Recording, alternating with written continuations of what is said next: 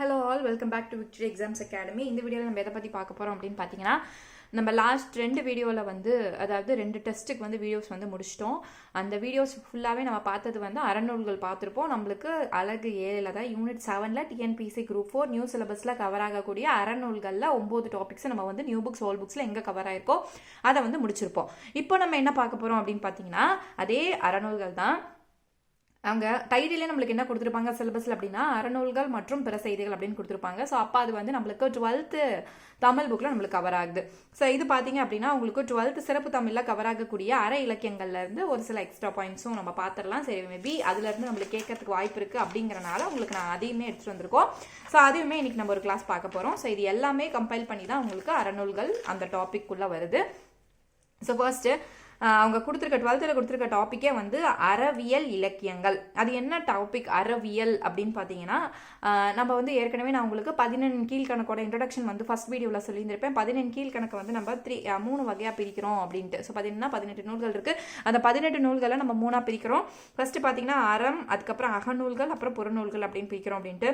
இது ஏன் இந்த அறம் அப்படிங்கிற பேர் அப்படின்னு பார்த்தா, அறம் சார்ந்த கருத்துக்களை கூறனால இந்த அறநூல்கள் அப்படின்னு சொல்லுவோம் அப்படின்னு சொல்லிட்டு இருப்போம். அப்போ அந்த அறநூல்கள் மொத்தம் எத்தனை நூல்கள் இருக்குது அப்படின்னு பார்த்தா 18ல் 11 நூல் அறநூல்களாக தான் இருக்கு. அடுத்த அகத்தில் மொத்தம் 6 நூல்கள் இருக்குது. புறத்தில் 1 நூல் தான் இருக்குது அப்படின்னு நம்ம ஏற்கனவே இதெல்லாம் இன்ட்ரடக்ஷன் வீடியோவில் பார்த்தது தான். ஸோ இப்போ அந்த அறநூல்களில் தான் நம்மளுக்கு கொடுத்த அந்த 9 நூலும் இருந்திருக்கு. அப்போ 14 கீழில் எந்த இதுக்குள்ளே வருது, சபடிங்குள்ளே அறம் அப்படிங்கிற அந்த தலைப்புக்களை தான் நம்ம பார்த்து அந்த 9 நூல்களும் சிலபஸில் இருக்கக்கூடிய நூல்கள் வருது. ஸோ அப்போ அந்த அறத்தை தான் அவங்க அற கருத்துக்களை கூறனால அந்த இலக்கியத்தை என்னென்ன தனியாகவே பிரிச்சிடுறாங்கன்னா, அறவிலக்கியங்கள், அறவியல் விலக்கியங்கள், அறவியல் அப்படிங்கிற பேரை வச்சு அந்த இலக்கியத்தை சொல்றாங்க. ஸோ அது 12th என்னென்ன கொடுத்துருக்காங்க அப்படிங்கிறத பார்ப்போம். மனிதன் தனக்கென வரையறுத்து கொண்டு ஒழுக்கம், அதாவது இப்போ ஃபர்ஸ்ட் அறநூல்கள், அறம் அப்படின்னா என்ன அப்படிங்கிறதுக்கான ஒரு டெஃபினேஷன் இங்கே கொடுத்துருக்காங்க. ஃபர்ஸ்ட் கொடுத்துருக்கிறது என்னன்னா, அவன் தனக்கு தானே போட்டுக்கிட்டு அந்த ரூல்ஸ்க்கு பேர் தான் அந்த ஒழுக்க முறைகளின் தொகுதி தான் என்னன்னு சொல்றோம் அறம் அப்படின்னு சொல்றோம். அப்போ அறம் அப்படிங்கிறது என்ன அப்படின்னு பார்த்தோன்னா, மனிதன் தனக்கு தானே வரையறுத்து கொண்ட ஒழுக்க முறைகளின் கோட்பாடு, ஒழுக்க முறைகளின் ஒரு ஒழுக்க முறையோட மொத்த உருவமா இருக்கிறது தான் என்னன்னு சொல்றோம்னா, நம்ம அந்த தொகுதி தான் நம்ம என்னன்னு சொல்றோம் அறம் அப்படின்னு சொல்றோம். அப்போ ஒழுக்கத்தின் தொகுதியே நம்ம என்னன்னு சொல்றோம் அறம்.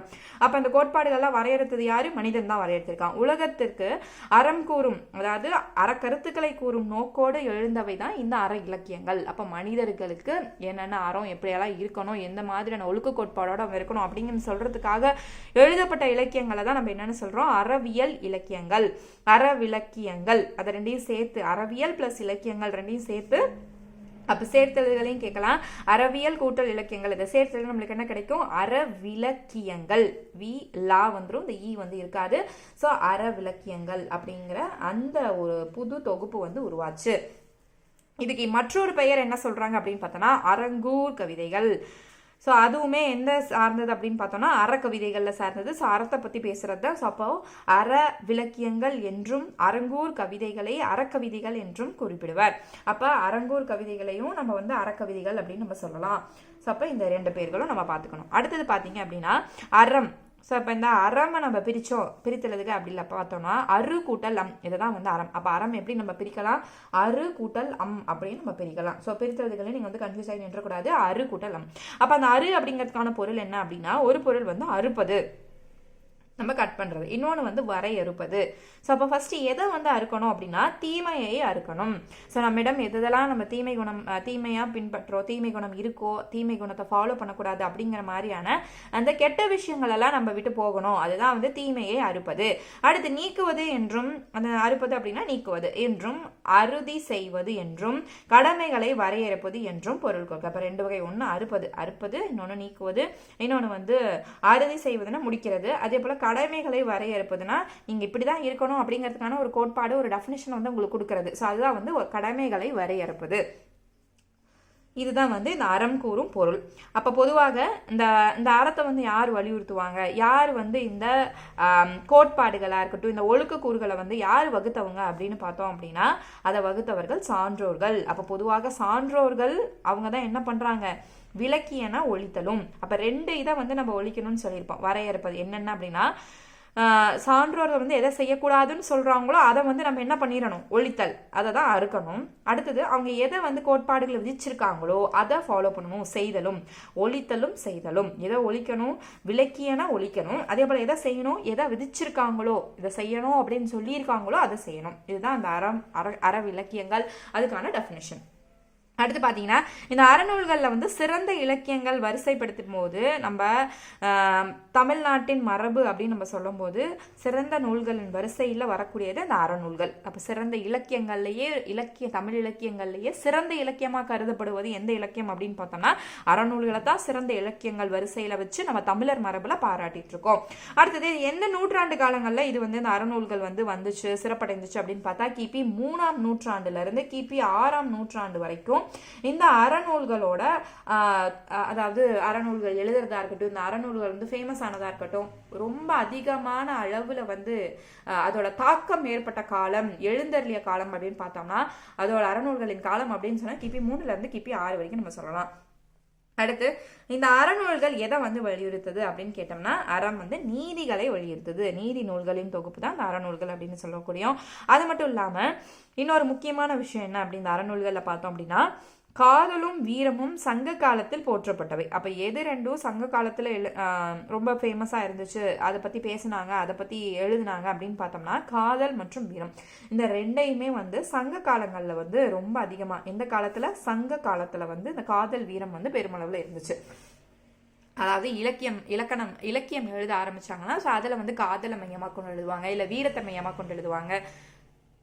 ஸோ கவிதையாக இருக்கட்டும், கதைகளாக இருக்கட்டும், இந்த காதல் மற்றும் வீரமே மையமாக கொண்டு எழுதிக்கிட்டு இருந்த அந்த காலங்கள் அப்படின்னு பார்த்தா அது வந்து சங்க காலங்கள். அதே போல் இந்த அறநூல்கள்லாம் அப்போ எப்பப்பா வந்துச்சு, அப்போ எந்த காலத்தில் வந்து இந்த அறக்கருத்துக்களை வந்து எழுதியிருப்பாங்க அப்படின்னு கேட்டால் சங்கம் மருவிய காலத்தில் தான் இந்த நீதிகள்லாம், இந்த அறங்கள்லாம் வந்து அதிகமாக போற்றப்பட்டு பேசிய காலம். அப்போ எந்த காலம், சங்கம் மருவிய காலம். அப்போ காதலும் வீரமும் பேசப்பட்ட காலம் சங்க காலம். அதே போல் நீதிகள், அறநூல்கள், அறநெறிகள் எல்லாம் வந்து எழுதப்பட்ட காலம் அப்படின்னு பார்த்தோன்னா சங்கம் மருவிய காலம், கிட்டத்தட்ட கிபி 3ல இருந்து கிபி 6ஆம் நூற்றாண்டு வரைக்கும்.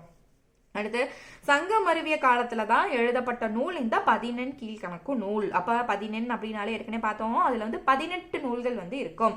ஸோ அந்த 18 நூல்களை தான் இந்த 4 வரியில கொடுத்துருக்காங்க. 4 அடி 4 மணி 4 445 முப்பால் கடுகம் கோவை பழமொழி அதே போல மாமூலம் இந்நிலையை காஞ்சியோட ஏலாதி என்பவை கைநிலையாம் கீழ்கணக்கு. அப்ப இந்த கீழ்கணக்குல இருக்கக்கூடிய அந்த 18 பாடல்களும் இதுக்குள்ளேயே அடக்கி அவங்க கொடுத்துட்டாங்க.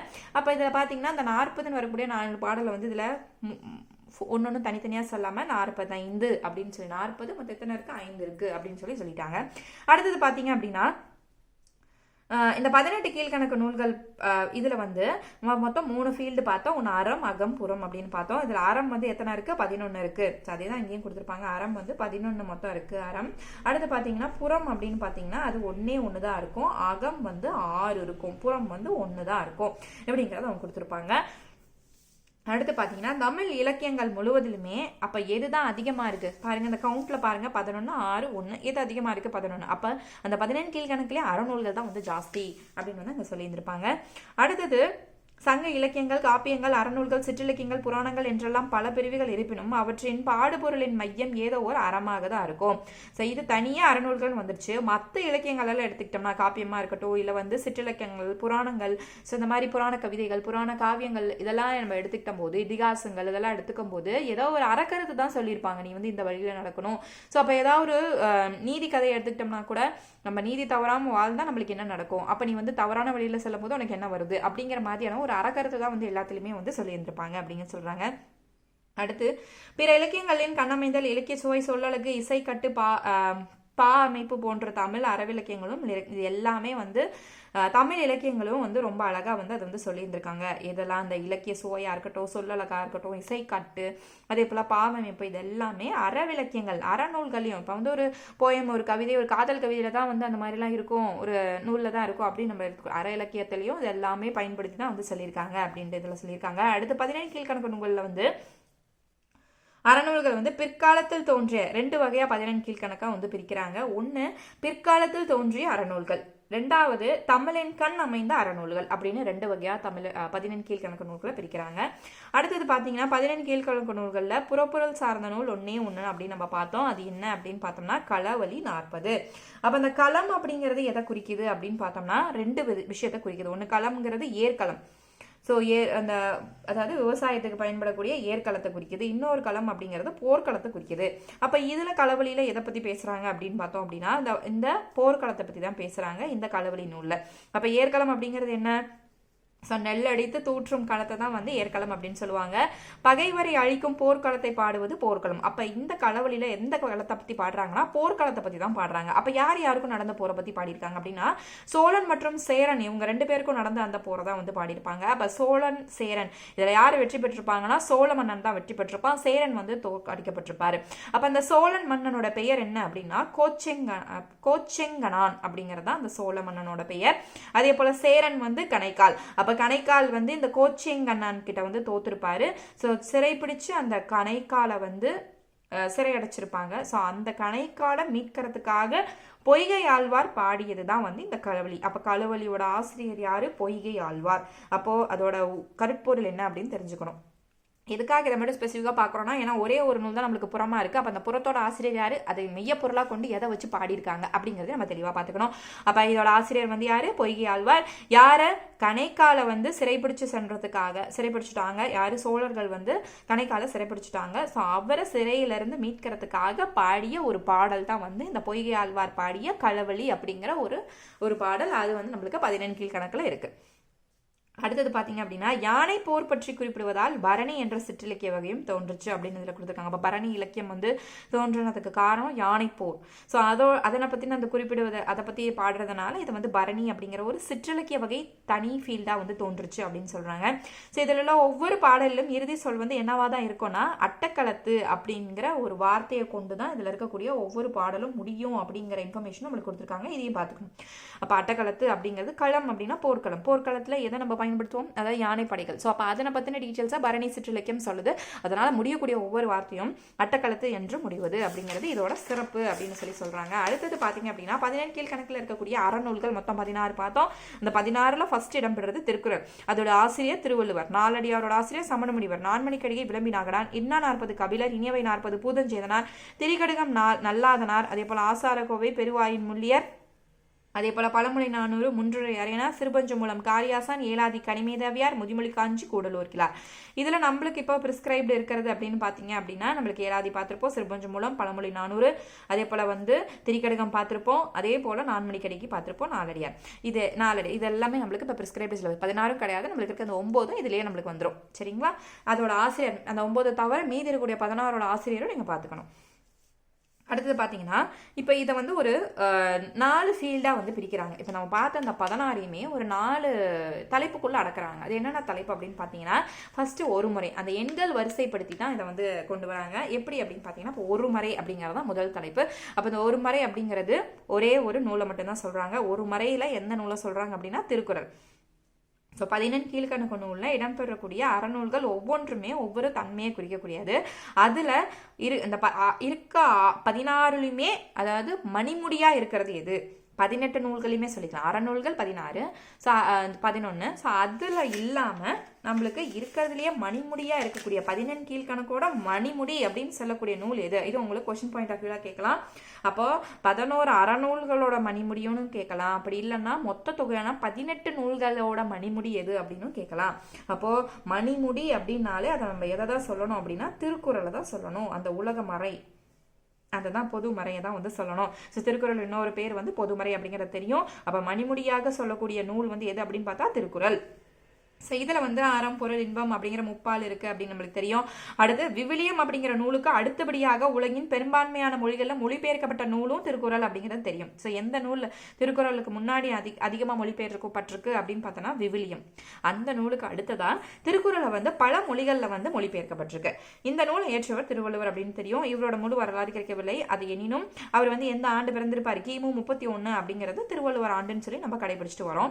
இப்போ இதில் கூறக்கூடிய திருக்குறளில் இருக்கக்கூடிய இருக்கக்கூடிய ஒரு அறசெய்தி, ஒரு அற கருத்து என்ன அப்படிங்கிறது எந்த இதில் வந்து கொடுத்துருக்காங்க அப்படின்னு பார்த்தோம்னா, அதாவது எந்த அதிகாரத்தில் கொடுத்துருக்காங்க அப்படின்னு பார்த்தோம்னா கூடா ஒழுக்கம் அப்படிங்கிற அதிகாரத்தில் வந்து கொடுத்துருக்காங்க. அப்போ இதை பற்றிலாம் நம்ம இந்த குறள்லாம் தேவையா அப்படின்னு கேட்டால் தேவையில்லை. நம்ம பார்க்குறது வந்து 14 கீழ்கணக்கு நூல்கள், அதுலேயும் எஸ்பெஷலாக அறநூல்கள், அறவிலக்கியம் பற்றி தான் பார்க்க போகிறோம். ஏன்னா நம்மளுக்கு அறவிலக்கியம் அதாவது 14 கீழ்கணக்கு நூல்கள் பற்ற பிற செய்திகள் தான் கொடுத்துருக்கு. நம்ம திருக்குறளை டீட்டெயிலாக வந்து போத்தாங்கல்ல. இந்த திருக்குறள்ல நம்மளுக்கு சிலபஸ்ல இருக்கக்கூடிய 20 அதிகாரங்கள் மட்டும் படிச்சா போதும், இதெல்லாம் நம்மளுக்கு தேவையில்லை. ஸோ அப்போ அந்த கூடா ஒழுக்கம் அப்படிங்கிற இதுதான் என்ன அப்படின்னு மட்டும் நம்ம பார்த்துப்போம். ஸோ கூடா ஒழுக்கம்னா அதாவது தீய செயல்கள், செய்யக்கூடாத செயல்கள், இதைதான் வந்து கூடா ஒழுக்கம் சொல்லுவாங்க. அப்போ வஞ்ச மனம் கொண்டு உலகத்தாரை ஏமாற்றி வாழ்வு நடத்தும் பொய் ஒழுக்கம் தான் அந்த கூடா ஒழுக்கம். அப்போ அவங்க இருக்கக்கூடிய மனம் வஞ்ச மனம். ஸோ அப்போ பொய் ஒழுக்கம், அவங்க வந்து பொய்யா நடக்கிறாங்க, பொய்யா வாழ்றாங்க அப்படிங்கிறத அந்த கூடா ஒழுக்கத்துல சொல்றாங்க. ஸோ இதெல்லாம் வந்து கூடா ஒழுக்கம்னு வள்ளுவர் வந்து சொல்றாரு. அப்போ ஒழுக்கமுடைமை என்ற அதிகாரம் வந்து அதுல இப்போ இது கூடா ஒழுக்கம்ங்கிற அதிகாரம். ஒழுக்கமுடைமை அப்படிங்கிற அதிகாரத்துல வந்து வள்ளுவர் எதை பத்தி கூறுறார் அப்படின்னா, மாந்தர்கள் மனிதர்களுக்கு ஏதெல்லாம் ஒழுக்க கூறுகள் எப்படி வந்து நடக்கணும் அப்படிங்கிறத ஒழுக்கமுடைமையில. அப்போ கூடா ஒழுக்கம்னா நீங்க பண்ணக்கூடாத சேராத தவறான விஷயங்களை சொல்றது இது. ஒழுக்கமுடைமையில என்னென்ன ஒழுக்கக்கூறுகள் அப்படிங்கிற அந்த அறக்கருத்தை வந்து ஒழுக்கமுடைமைங்கிற அதிகாரத்துல சொல்றாரு. அப்ப 2 அதிகாரம் பார்த்திருக்கோம். ஒன்று கூடா ஒழுக்கம், இன்னொன்று வந்து ஒழுக்கமுறைமை. அடுத்தது பார்த்தீங்க அப்படின்னா, இப்போ நம்ம வந்து ஒரு முறை பார்த்துட்டோம். அப்போ நான் சொன்ன ஏற்கனவே 1 2 3 4 5 அதாவது 4 வரைக்கும் வந்து அவங்க வந்து இந்த 11 அறநூல்களை வந்து பிரிச்சிருக்காங்க. இந்த அறநூல்களில் வந்து நம்மளுக்கு 14 கீழ்கணக்கு நூல்களையும் நம்ம 4ஆக பிரிச்சிருக்காங்க. அப்போ ஒரு மறை அப்படின்னு சொல்லியிருக்காங்க. ஒரு மறையில் வந்து எதை நம்ம ஒரு மறைன்னு சொல்கிறோம், எந்த நூலை? திருக்குறளை. மணிமுடின்னு சொல்லக்கூடிய நூலும் திருக்குறள் தான். இப்படி நம்மளுக்கு கொஸ்டின்ஸ் வந்து கேட்கலாம். அடுத்தது பார்த்தீங்கன்னா 2400. அடுத்து ஃபர்ஸ்ட்டு 1 முடிஞ்சிருச்சு, அடுத்து 2வது வரும். ஸோ 2வது எண்ணுக்கு வந்து கொடுத்த பெயர் வந்து 2400. அப்போ 2400னா 2 நூலை வந்து சொல்லுவாங்க. அப்போ 2400ங்கிற தலைப்புக்குள்ளே எந்த 2 நூல் வருது அப்படின்னு பார்த்தோம்னா, இதில் வந்து ஃபர்ஸ்ட் 2 வர்றது நாலடியார். ஃபர்ஸ்ட் சொல்றது வந்து நாலடியார் மற்றும் பழமொழி 400. இந்த 2 விஷயங்களை வந்து 2400ன்னு சொல்லுவாங்க. ஸோ ஃபர்ஸ்ட் சொல்லக்கூடியது வந்து நாலடியார். சரிங்களா? அடுத்தது வந்து 2400ல வந்து இன்னொரு நூல் எதை வந்து சொல்லுவாங்க அப்படின்னு பார்த்தீங்கன்னா பழமொழி 400. ஸோ அதுலேயே 400ன்னு முடியுது இல்லையா, அதனால அதையும் நீங்கள் ஹிண்டாக வந்து எடுத்துக்கலாம். 400 இங்கே 4 அடி 400. நாலடியாரோட இன்னொரு பேர் 4 அடி 400. அப்போ அதுலேயும் 400 முடியுது, பழமொழியிலேயும் 400 முடியுது. ஸோ அதனால் அது வந்து 400 அப்படிங்கிற தலைப்பில் இந்த 2 நூலையும் சொல்கிறாங்க. ஸோ திருக்குறளுக்கு அடுத்ததாக நம்ம பேசக்கூடிய நூல்கள் அப்படின்னு பார்த்தோம்னா நாலடியார். ஸோ அதனால தான் நம்மளுக்கு சிலபஸ்லையுமே பார்த்தீங்கன்னா ஃபஸ்ட்டு திருக்குறள் கொடுத்துருப்பாங்க, 20 அதிகாரம், மணிமுடி அதை தான் ஃபஸ்ட்டு கொடுத்துருப்பாங்க. அடுத்தது பார்த்தீங்கன்னா நம்ம பார்க்குறது நாலடியாரை பார்த்துருப்போம். அடுத்து வந்து பழமொழி 400 வந்திருக்கும். அப்படியே ஆர்டராக தான் நம்மளுக்கு சிலபஸ்லையும் கொடுத்துருக்காங்க. ஸோ அதனால் 2வது இம்பார்ட்டன்ட் பிளேஸில் இருக்கக்கூடிய 14 கீழ்கணக்கு நூலில் ஒன்று வந்து பார்த்தீங்கன்னா நாலடியார். ஸோ அந்த நாலடியாரோட பேர் நாலடி 400, அதுக்கப்புறம் வேளாண் வேதம், இதெல்லாம் நம்ம நாலடியார்லேயே பார்த்துருப்போம் பெயர் காரணம் எல்லாமே. ஸோ இது வந்து சமண முனிவர்களால் பாடப்பட்ட 400 வெண்பாக்களால் தொகுப்பே இந்நூல். இதெல்லாம் நான் வந்து மார்க் பண்ணால, ஏன்னா நம்ம இது ஏற்கனவே நாலடியாரில் உங்களுக்கு வந்து நான் ஃபுல் அடிட்டில் கிளாஸஸ் எல்லாமே எடுத்துட்டு, ஸோ அதனால சும்மா ஒரு டைம் உங்களுக்கு ஹிண்ட் வாசிச்சு மட்டும் விட்டுறேன் நான். ஸோ ஒவ்வொரு பாடலின் இறுதியிலும் வந்து ஒரு பழமொழி, அதாவது நாலடியாராக இருக்கட்டும் இல்லை வந்து பழமொழி 400 இருக்கட்டும், எல்லாத்துலேயுமே கடைசியில் வந்து ஒரு அறக்கருத்து வந்து கொடுத்துருப்பாங்க. நாலடியார்லையுமே நம்ம சொல்லியிருந்திருப்போம். கடைசியில் ஃபார் எக்ஸாம்பிளுக்கு நம்ம பார்த்ததுலேயே வந்து கற்றவருக்கு கட்டிச்சோறு வேண்டியதில்லை அப்படிங்கிற மாதிரியான அந்த பழமொழியெல்லாம் கடைசியில் சொல்லி நாலடியாரில் முடிச்சிருப்பாங்க. ஸோ ஒவ்வொரு பாடலின் இறுதியிலும் ஒரு பழமொழி வந்து அமையப்பட்டிருக்கும். நூலை இயற்றியவர் வந்து முன்றுரை அறையினார். எதுக்கு? பழமொழி 400ஓட ஆசிரியர் வந்து முன்றுரை அறையினார். நாலடியார் வந்து சமண முனிவர்களால் இயற்றப்பட்டது. அடுத்து பார்த்தீங்க அப்படின்னா ஒவ்வொருத்தரோட வாழ்க்கையிலையும் வரக்கூடிய இன்னல்கள், அதை வந்து எதனால் அவங்களுக்கு அந்த இன்னல்கள் வருது, துன்பங்கள் வந்து எதனால் வருது அப்படின்னா அவங்களுக்கு இருக்க அறியாமையினால தான் வருது. அப்போ அந்த அறியாமையை போக்குறதுக்கான சொல்யூஷனாக இருக்கிறது எது அப்படின்னு பார்த்தோம்னா கல்வி. அப்போ ஒருத்தருக்கு கல்வி அறிவு தேவை. அந்த கல்வி அறிவு இருந்தாலே அவங்களுக்கு அந்த அறியாமை அப்படிங்கிற நோய் வந்து வராது.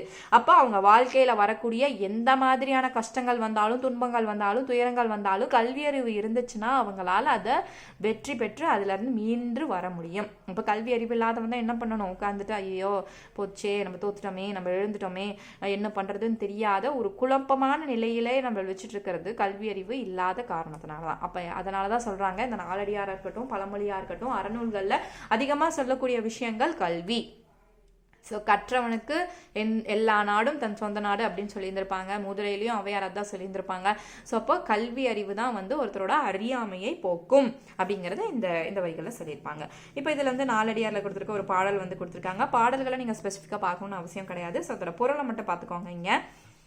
ஸோ கல்வியின் சிறப்பை விளவதற்காக அமைந்த இச்செய்யுள் உவமையோ பிற இலக்கியங்கள் சிறப்பிகளோ அமையவிட்டாலும் கூறுவதை செறிவாக சிறப்பாக சொல்லும் தன்மை அமைந்திருப்பதை காணலாம். ஸோ அப்போ அது வந்து ஒரு பொருளை வந்து சொல்கிறாங்க அப்படின்னா அந்த கல்வி சிறப்பு எந்த அளவுக்கு அப்படிங்கிறத ஃபஸ்ட்டு சொல்கிறாங்க. அடுத்தது பார்த்தீங்க அப்படின்னா இதில் எந்த ஊமை, இப்போ இந்த கல்வியை வந்து பார்த்தீங்கன்னா மலர் போன்ற விலைகள் அப்படின்னு ஊமைப்படுத்தவும் இல்லை, எதுக்காகவும் ஒப்புமைப்படுத்தவும் இல்லை, எதையும் கம்பேர் பண்ணவும் கிடையாது. அப்படி இல்லாமல் இருந்தாலுமே இந்த மாதிரி அணிகள்லாம் சொல்லாமல் இருந்தாலுமே அழகு ஒரு செய்யுளுக்கு அழகு கூறுவது அணின்னு சொல்லுவோம். அப்போ இதில் எந்த ஒரு அணியும் பயன்படுத்தலை, எந்த ஒரு ஊமையும் பயன்படுத்தலை. அப்படி இல்லாமல் இருந்தாலுமே இந்த செய்யுள்களெல்லாம் வந்து அழகு நிறைந்தது. அதுக்கு காரணம் இதில் கூறக்கூடிய அறக்கருத்துக்கள் இதுதான் வந்து இதில் சொல்லப்படுறாங்க. அடுத்து பார்த்தீங்கன்னா தனக்கு உதவி செய்தவர்களுக்கு தீங்கு செய்யாது. அதாவது இப்போ ஒருத்தவங்க வந்து உங்களுக்கு அடுத்தது இந்த பாடலோட விளக்கம் இங்கே கொடுத்துருக்காங்க. இது வந்து பழமொழி 400 பாடல் விளக்கம். அதாவது என்ன அப்படின்னு பார்த்தீங்க அப்படின்னா இந்த பாடல் என்னென்ன, நாடி நமரென்று நன்கு புறந்தாரை கேடு பிறரோடு சூழ்நிலை கிளர்மணி நீடுகள் வெற்ப நினைப்பின்றி தாமிருந்த கோடு குறைந்து விடல். இது வந்து பழமொழி 400 ஒரு பாடல் வந்து கொடுத்துருக்காங்க. இந்த பாடலில் என்ன சொல்ல வராங்க அப்படின்னு பார்த்தோன்னா, ஒருத்தர் வந்து உங்களுக்கு ஹெல்ப் பண்ணுறாரு. அந்த ஹெல்ப் பண்ண உங்களுக்கு ஒரு இன்னலான ஒரு துன்ப நிலையில் ஒருத்தர் வந்து உங்களுக்கு தேடி வந்து உங்களுக்கு உதவி புரிகிறாரு. அந்த உதவி புரிஞ்சவருக்கு நீங்கள் வந்து ஒரு துன்பம் விளைவிக்கிறீங்க, ஒரு கேடு நினைக்கிறீங்க அப்படின்னா, உங்களுக்கு உதவி புரிஞ்சவருக்கு நீங்கள் ஒரு துன்பமோ ஒரு கேடோ நினைக்கிறீங்க அப்படின்னா அது வந்து உங்களுக்கு நீங்களே வந்து ஒரு துன்பத்தை தேடிக்கக்கூடிய விஷயம் அப்படின்னு சொல்கிறாங்க. அதாவது நீங்களே உங்களுக்கு ஒரு ஆப்பை வச்சுக்கிறீங்க அப்படிங்கிற மாதிரியான ஒரு விஷயம். ஸோ அதுக்கு தான் இந்த வந்து ஒரு படம் கொடுத்துருப்பாங்க. அதாவது நீ வந்து ஒரு கிளையில் வந்து ஒருத்தர் உட்காந்துட்டு இருக்காரு இல்லையா, ஸோ இவர் வந்து உட்காந்துருக்க அந்த சைடே வெட்டுறாரு. அப்போ வெட்டும்போது என்ன ஆகுது, நீ வந்து உனக்கு உதவி செய்தவருக்கு துன்பம் நினைச்சிங்க அப்படின்னா, அவனுக்கு கேட்டு நினைச்சிங்க அப்படின்னா உனக்கு நீயே வந்து அழிவு தேடிக்கிற அப்படிங்கிறதுக்கான அர்த்தம். இதை வெட்டினா அவரும் சேர்ந்து கீழே விழுந்துருவார் இல்லையா. ஸோ அதுதான் இந்த பாட்டோட பொருள். அடுத்து இப்போ வந்து 400 முடிஞ்சு, அப்போ 2வது நம்பர் முடிஞ்சா 3வதுக்கு கொடுக்குற தலைப்பு மும்மருந்து. அப்போ 3 மருந்துகளை தான் வந்து இதில் சொல்கிறாங்க. அப்போ ஏதாவது 3 மருந்துகளாக சொல்கிறாங்கன்னா, நூல் திரிகடுகம் அது முதல் மருந்து, சிறுபஞ்சம் மூலம் 2வது, ஏலாதி 3வது. ஸோ 14 கீழ்கணக்கு நூலில் மருந்து பேரை கொண்ட அறநூல்கள் அப்படின்னு பார்த்தா 3 நூல்கள். அதில் வந்து திரிகடுகம் ஏற்கனவே நான் இதையும் சொல்லியிருப்பேன். 14 கீழ்கணக்கில் மருந்து பெயர்களை கொன்ற நூல் மொத்தம் எத்தனைன்னு பார்த்தா 3. அதுக்கு கொடுக்கக்கூடிய பெயர் மும்மருந்து. ஸோ அது என்னென்னு பார்த்தா திரிகடுகம். ஸோ திரிகடுகம் அப்படின்னாலே அதில் இருக்கக்கூடிய மருத்துவ குணங்கள் சுக்கு, மிளகு, திப்பிலி, இது 3 தான் 3 மருத்துவ குணம் அதில் இருக்கும். இது வந்து மொத்தம் எத்தனை வெண்பா இருக்குன்னா 100 வெண்பா இருக்குது. இந்நூலின் ஆசிரியர் நல்லாதனார். அடுத்து 2வது சொல்கிறது சிறுபஞ்ச மூலம். இதில் வந்து 5 வேர்கள் வந்து இருக்கும். கண்டங்கத்திரி, சிறு வழுதுளை, சிறுமல்லி, பெருமல்லி, நெருஞ்சி ஆகிய 5 வேர்களை பற்றி பேசுகிறது தான் இந்த சிறுபஞ்ச மூலம். ஸோ அதே போல் இந்த நூல்கள்லையும் நம்மளுக்கு 5 அறக்கருத்துக்களை வந்து சொல்லியிருப்பாங்க. அதே போல் இந்நூல் வந்து அதனால இதுக்கு வந்து சிறுபஞ்ச மூலம்னு பெயர் வந்துச்சு. அதே போல் இதில் இருக்கக்கூடிய வெண்பாக்கள் எண்ணிக்கை 102 வெண்பாக்கள். இதோட ஆசிரியர் காரியாசான். அடுத்து 3வது பேசக்கூடிய நூல் ஏலாதி. அதில் வந்து மொத்தம் 6 மருந்து குணங்களை நம்ம பேசுவோம். ஏலம், லவங்கப்பட்டை, நாககேசரம், மிளகு, திப்பிலி அப்படிங்கிற சுக்கு அப்படிங்கிற அந்த 6ஐயும் நம்ம பேசியிருப்போம். ஸோ இதுதான் ஸோ மருந்து பொருட்கள் வந்து இதெல்லாம் சுக்கு, மிளகு, திப்பிலி, திரிகடுகம், அதே போல் வந்து சிறுபஞ்ச மூலம், அதே போல் ஏலாதி. ஸோ இந்த 6ம் கலந்த மருந்து உடலுக்கு வந்து எப்படி ஒரு நன்மையை கொடுக்குதோ அதே போல் இந்த 6 கருத்துக்களையும் வந்து ஏலாதி கூறும்போது ஸோ அதுலேயும் நம்மளுக்கு ஒரு 6 கருத்துக்கள் நம்மளோட மன தெளிவு வந்து அடையிறதுக்கு இந்த மருத்துவ குணங்கள் நிறைந்த நூல்கள் வந்து காரணமாக இருக்குது. அதாவது நம்ம சொன்னோம் இல்லையா, ஸோ இதெல்லாம் சாப்பிட்டா எப்படி வந்து ஒரு நோய் நம்மளுக்கு தீருமோ அதே போல் இந்த நோய் இந்த 3 மருத்துவ குணங்கள் நிறைந்த அந்த செய்யுள்களை அந்த பாடல்களை வந்து நம்ம படிக்கும்போது நம்ம மனதில் இருக்கக்கூடிய அறியாமை நீங்கி நம்மளுக்கு கல்வி அறிவு பெற்றும் கிடைக்கும் அப்படிங்கிறதான் இதோட பொருள். ஸோ இதோட ஆசிரியர் யார், ஏலாதியோட ஆசிரியர் வந்து பார்த்தீங்கன்னா கனிமேதாவியார். ஸோ அதில் மொத்தம் எத்தனை வெண்பாக்கள் இருக்குன்னா 80 வெண்பாக்கள் வந்து இதில் இருக்குது. அடுத்து மக்களை காப்பது யாருடைய கடமை அப்படின்னு பார்த்தா அரசனின் கடமை. ஸோ மக்களை காப்பது யாரு, கடவுள் கிடையாது, அரசன். அந்த அரசன் தான் அந்த நாட்டுக்கும் அந்த மக்களுக்கும் பொறுப்பு. என்ன நடந்தாலும் அவர் தான் பொறுப்பு. ஸோ அரசனின் கடமை. ஸோ மன்னன் எவ்வளியோ மக்களும் அவ்வளியே அப்படிங்கிறது யாருடைய வாக்கு அப்படின்னு பார்த்தீங்கன்னா ஆன்றோர் பெருமக்களின் வாக்கு, அதாவது சான்றோர்களின் வாக்கு. அப்போ அரசன் தான் மக்களை காப்பவன். அதே போல வந்து ஆன்றோரின் வாக்கு. ஸோ இதெல்லாம் வந்து எந்த நூலில் சொல்லப்படுறது அப்படின்னா சிறுபஞ்ச மூலத்தில் சொல்லப்படுது. அப்போது சிறுபஞ்ச மூலத்தில் எஸ்பெஷலாக யாரை பற்றி பேசுகிறாங்க அப்படின்னா மன்னன். ஒரு மன்னன் எப்படி இருக்கணும், அந்த மன்னனுக்கு எந்த மாதிரியான ஒழுக்க கட்டுப்பாடுகள் இருக்கணும், என்னென்ன நெறியில் அவன் இருக்கணும், என்னென்ன தவறுகள் அவன் செய்யக்கூடாது அப்படின்னு மன்னனை ஃபோக்கஸ் பண்ணி பாடக்கூடிய பாடல் இந்த சிறுபஞ்ச மூலம். இந்த சிறுபஞ்ச மூலத்தில் தான் இதை சொல்லியிருக்காங்க. அரசனின் கடமை மக்களை பாதுகாப்பது, அதே போல் வந்து ஆன்றோர்கள் சொன்ன பழமொழி அதையும் கூடியிருப்பாங்க. இது வந்து ஒரு பாடல் சிறுபஞ்ச மூலத்துல இருந்து. பாடல் தேவையில்லை, சும்மா வாசிச்சுக்கோங்க.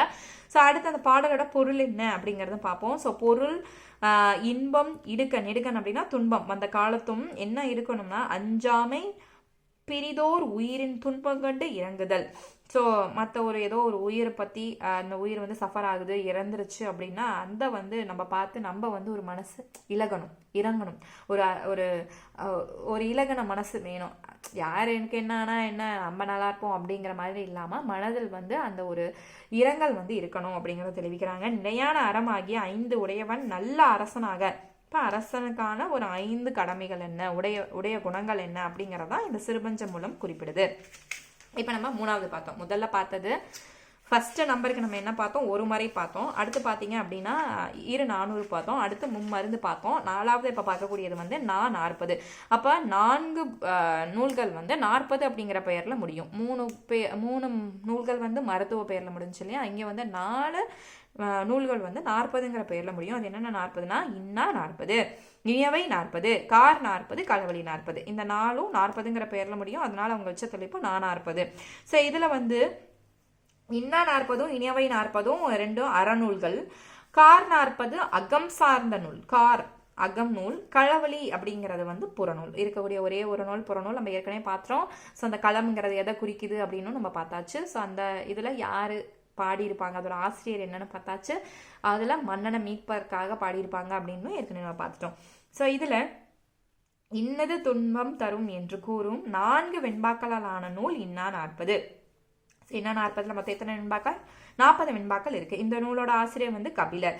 ஸோ இன்னது இன்னா துன்பம் பயக்கும் என 40 வெண்பாக்களால் கொண்ட பூதஞ்சேந்தனாரால் பாடப்பட்ட நூல் தான் வந்து இனியவை 40. அப்போ இதில் சொல்றது வந்து இன்னது துன்பம் தரும், எது எது மக்களுக்கு வந்து துன்பம் தரும் அப்படின்னு 40 வெண்பாக்களை கொண்டு பாடப்பட்ட நூல் வந்து இன்னா 40. இதெல்லாம் துன்பம் தரும்பா, இதெல்லாம் நீ செஞ்சினா உனக்கு துன்பம் தரும் அப்படின்னு சொல்றது இன்னா 40. ஸோ இன்னா 40ஓட ஆசிரியர் வந்து கபிலர். மொத்தம் இதுலேயும் 40 வெண்பாக்கள் இருக்கு. அடுத்து பார்த்தீங்கன்னா இனியவை 40. இனியவை 40 எதை சொல்றாங்க அப்படின்னா எதெல்லாம் உனக்கு இன்பம் பயக்கும் அப்படிங்கிற இன்பம் பயக்கும். இன்னது இன்பம் பயக்கும். இன்னதுன்னா எது எது, இது. ஸோ இது இன்பம் வந்து உனக்கு பயக்கும். இது உனக்கு துன்பம் பயக்கும் அப்படிங்கிறது இன்னா 40. இது உனக்கு இன்பம் பயக்கும் அப்படின்னு சொல்றது இனியவை 40. சரிங்களா? ஸோ அதுலேயும் 40 வெண்பாக்கள் தான் இருக்கு. அப்போ இன்பம் பயக்கிறத பற்றி பாடினவர் வந்து பூதஞ்சேந்தனார். ஸோ பூதஞ்சேந்தனார் தான் வந்து எதெல்லாம் இன்பம் அப்படின்னு பாடியிருப்பாரு அது இனியவை. எதெல்லாம் பண்ண உனக்கு துன்பம் அப்படின்னு பாடினது வந்து இனியவை, இன்னா. அது வந்து கபிலர், இது வந்து பூதஞ்சேந்தனார். அடுத்தது வாழ்விற்கு இன்பம் பயப்பன இவை என இனியவை 40 பட்டியலிடுகிறது. அதுதான் இப்போ நம்ம சொன்னோம். அந்த இனியவை 40 வந்து ஒரு பாடல் உங்களுக்கு கொடுத்துருக்காங்க. ஸோ பாடல் தேவையில்லை. இந்த பாடலோட பொருள் மட்டும் சும்மா வாசிச்சு விட்டுக்கோங்க, அது இப்போ தேவையில்லை. அடுத்தது பார்த்தீங்க அப்படின்னா 5வதா சொல்லக்கூடியது மணிமொழி கோவை. ஸோ இது வந்து அந்த எண்கள் அதோட முடிஞ்சிருச்சு. 40 4ஓட முடிஞ்சிருச்சு. மணிமொழி கோவை அப்படிங்கிறது வந்து 14 கீழ்கணக்கில் 2 நூல்களை வந்து மணிமொழி கோவை அப்படிங்கிற அந்த தலைப்பில் சொல்கிறாங்க. அப்போ எந்தெந்த நூல்கள் வந்து 14 கீழ்கணக்கில் மணிமொழி கோவைன்னு சொல்கிறாங்க அப்படிங்கிறது உங்களுக்கு கொஸ்டின் பாயிண்ட் ஆகியில் கேட்கலாம். அப்போ எந்தெந்த நூல்கள் அப்படின்னு பார்த்தீங்கன்னா நான்மணி கடிகை, அடுத்து முதுமொழி காஞ்சி, அடுத்து ஆசார கோவை அப்படின்ட்டு 3 நூல்களை மணிமொழி கோவையில் சொல்கிறாங்க. இது எப்படி நம்ம ஈஸியாக அமைச்சுக்கலாம், மணி மொழி கோவை. அப்போ அதில் எத்தனை வருது, மணி மொழி கோவை 3 வருது. ஸோ அதுதான் மணி அப்படிங்கிறது நான்மணிகளை குறிக்கிறது, நான்மணி. அடுத்து வந்து முதுமொழி, மொழி இருக்கு இல்லையா, முதுமொழி. அடுத்து கோவை ஆசார கோவை. அப்போ இந்த 3 சேர்ந்தது தான் மணி மொழி கோவை. ஸோ அந்த 3ஐயும் மணிமொழி கோவை என்பார். இதில் வந்து 4 நான்மணிகள் அப்படின்னா நம்ம ஏற்கனவே 4 கடிகளை 4 மணிகளால் பதிக்கப்பட்ட அந்த கடிகை அப்படின்னு நம்ம ஏற்கனவே 4 கடிகை வந்து பார்த்துருப்போம். கடிகை அப்படின்னா அணிகலன் ஏற்கனவே சொல்லியிருப்பேன். அப்போது 4 மணிகளால் கோர்க்கப்பட்ட அணிகலன் அப்படின்னு நம்ம ஏற்கனவே பார்த்துருப்போம். அப்போ அதில் 4 அறக்கருத்துக்கள் வந்து கூறுவாங்க அப்படின்னு நம்ம பார்த்துருப்போம். ஸோ இதில் 4 கடிகை, அதனால தான் இதுக்கு 4 கடிகைன்னு பெயர் பெற்றுச்சுன்னு பெயர் காரணம் பார்த்துருப்போம். இதில் மொத்தம் இருக்கக்கூடிய வெண்பா 104. ஸோ இதோட ஆசிரியர் வந்து வளம்பி நாகனார். ஸோ இது வந்து உங்களுக்கு 12th சிறப்பு தமிழில் வந்து இது உங்களுக்கு கவர் ஆகுது. ஸோ அதை மட்டும் எடுத்து உங்களுக்கு ஒரு ஜஸ்ட் இதாக கொடுத்துருக்கேன். இது வந்து ஒரு அடிஷ்னல் இன்ஃபர்மேஷன் தான். நம்மளுக்கு வந்து அந்த பாடல் தான் கொடுத்துருக்கோம். அதாவது நாலடியாக இருக்கட்டும், மூதுரையாக இருக்கட்டும், அந்த பாடலுக்கான பொருள் வந்து இவ்வளோ நாள் பார்த்தோம். இப்போ வந்து பொதுவாக 17 கீழ்கணக்கு நூல்கள் என்னென்ன, அதில் அறநூல்கள் என்னென்ன அப்படிங்கிற ஒரு ஜஸ்ட் ஒரு இன்ட்ரோ பார்த்துருக்கோம். ஸோ இதுவுமே வந்து உங்களுக்கு 12th இருக்கனால ஸோ இதுவுமே எக்ஸாம் பாயிண்ட் ஆஃப் வியூவில் கேட்க வாய்ப்பு இருக்குது. அப்படிங்கிறனால அடிஷ்னலாக இதுவுமே உங்களுக்கு வந்து கொடுத்தாச்சு. ஸோ இதோட உங்களுக்கு அறநூல்கள் முடிஞ்சிச்சு. ஸோ அடுத்த நெக்ஸ்ட் வீடியோவில் உங்களுக்கு அடுத்து பார்ப்போம். இது வந்து பார்த்தீங்கன்னா நம்மளோட டெஸ்ட் பேட்ச்காக நான் வந்து ரெடி பண்ணது. ஸோ உங்களுக்கு இந்த பிடிஎஃப் வேணும் அப்படின்னா நீங்கள் வந்து நம்ம டெஸ்ட் பேட்சில் ஜாயின் பண்ணிக்கோங்க. ஸோ உங்களுக்கு எல்லா மெட்டீரியல்ஸோட பிடிஎஃபும், அதாவது தமிழில் இருக்கக்கூடிய 7 யூனிட்டுக்கும் அதே போல் மெட்டீரியல்ஸ் பிடிஎஃப் எல்லாமே உங்களுக்கு கலெக்ட் பண்ணி கொடுத்துருவோம். ஸோ நீங்கள் படிக்கிறதுக்கு ஈஸியாக இருக்கும், உங்களுக்கு ரிவிஷன் பாயிண்ட் ஆஃப் ஈஸியாக இருக்கும். அதே போல் இயல் 7க்கு பொறுத்த வரைக்கும் உங்களுக்கு வந்து 100 கொஸ்டின் ஒவ்வொரு டாப்பிக்குமே வந்துடும். அடுத்தது பார்த்தீங்கன்னா உங்களுக்கு இலக்கணத்துக்கு இதே போல் கிளாஸ் எடுத்துருவோம். அதில் வந்து உங்களுக்கு ஒவ்வொரு டெஸ்ட்லையும் உங்களுக்கு 50 கொஸ்டின்ஸ் வந்து குறைஞ்சது வந்துடும். ஸோ அதில் உங்களுக்கு இலக்கணத்துக்கான கிளாஸஸும் வந்துடும். அதே போல் உங்களுக்கு ஸ்கூல் புக்ஸில் எங்கெங்கே எந்த மாதிரி எடுத்துக்காட்டு எக்ஸாம்பிள்ஸ் எல்லாமே கொடுத்துருக்காங்க அப்படிங்கிறத ஒவ்வொன்றுமே நாங்கள் கம்பைல் பண்ணி நியூ அண்ட் ஓல்டு புக்லையுமே உங்களுக்கு கொடுத்துருவோம். ஸோ நீங்கள் நம்ம தமிழ் டெஸ்ட் பேட்சில் ஜாயின் பண்ணணும் அப்படின்னு நினச்சிங்கன்னா டிஸ்கிரிப்ஷன் பாக்ஸில் வாட்ஸ்அப் நம்பர் இருக்கும். ஸோ அந்த வாட்ஸ்அப் நம்பரை காண்டாக்ட் பண்ணிக்கலாம். ஸோ அதில் பேட்சோட டீட்டெயில்ஸ், ஃபீஸஸ் எல்லாமே நீங்கள் என்கொயரி பண்ணிக்கலாம். ஸோ நீங்கள் இதில் அட்மிஷன் பண்ணணும் அப்படின்னு நீங்கள் நினச்சிங்கன்னா நம்மளோட தமிழ் டெஸ்ட் பேட்சில் ஸோ 6839764668 அப்படிங்கிற வாட்ஸ்அப் நம்பருக்கு நீங்கள் காண்டாக்ட் பண்ணி உங்களோட அட்மிஷன் நீங்கள் என்ரோல் பண்ணிக்கலாம். தேங்க்யூ.